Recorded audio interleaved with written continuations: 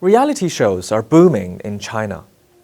Chinese satellite television channels carry more than 100 different reality television programs.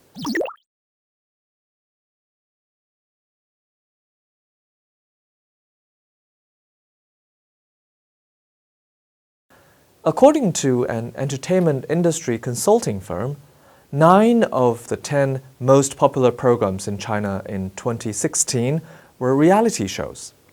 One such show is Where Are We Going, Dad?, our weekly series in which celebrity fathers take their children on trips around China. The show attracts about 75 million viewers per episode. Another is I Am a Singer, a singing competition with over 100 million viewers per episode. Reality TV has developed from radio game shows and amateur talent competition to hidden camera stunt shows to dating show to documentary-style series. The genre now includes unscripted dramas, makeover sagas, celebrity expose, lifestyle change shows, dating shows, talent extravaganzas, and just about any kind of competition you can think of, and a few that you probably can't. By definition, reality TV is essentially unscripted programming that doesn't employ actors and focuses on footage of real events or situations. Reality shows also often use a host to run the show or a narrator to tell the story or set the stage of events that are about to unfold.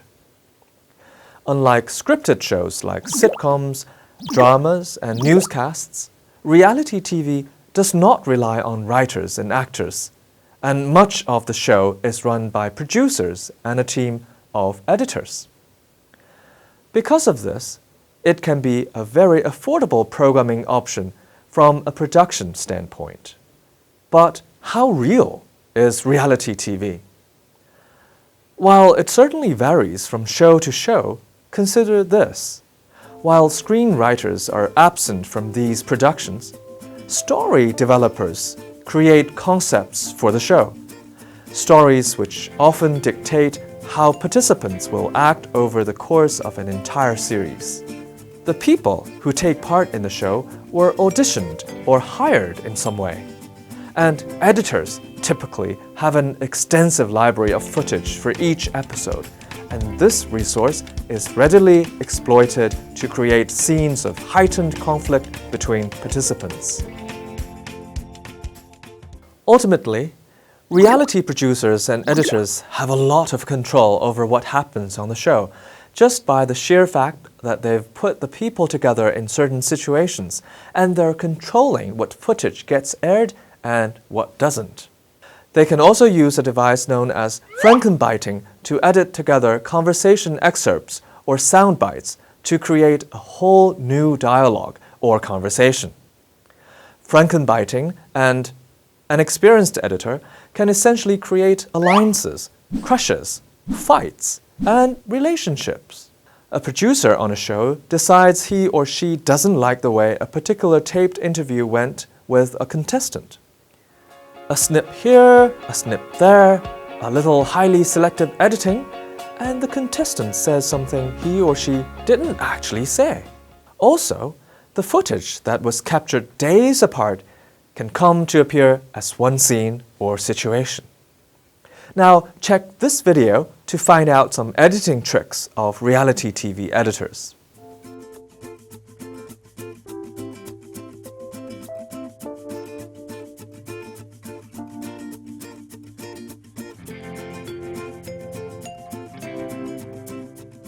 Quite often, the work on reality shows is emotional.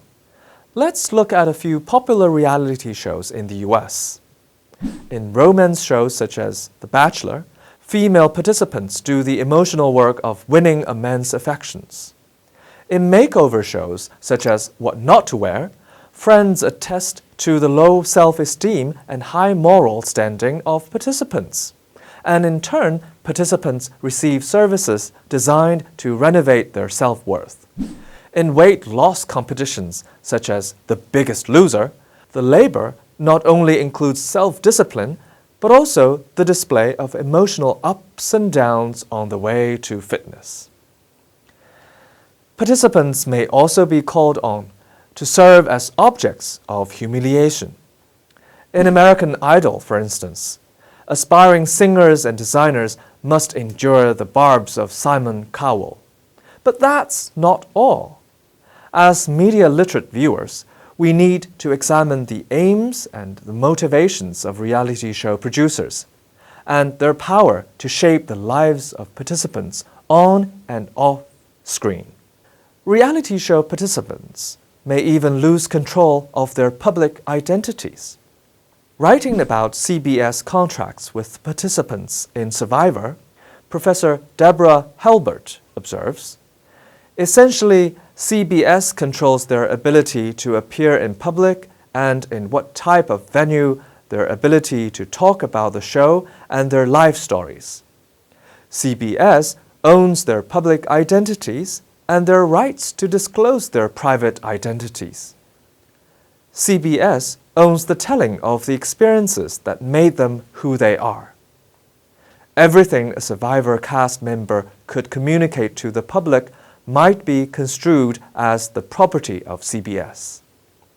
Additionally, CBS owns these rights through the universe forever. To sum up, reality TV is cheap to produce and scores highly in ratings. While watching these shows for fun, we do need to be skeptical about marketing, media stereotypes, and why we're bombarded with certain messages.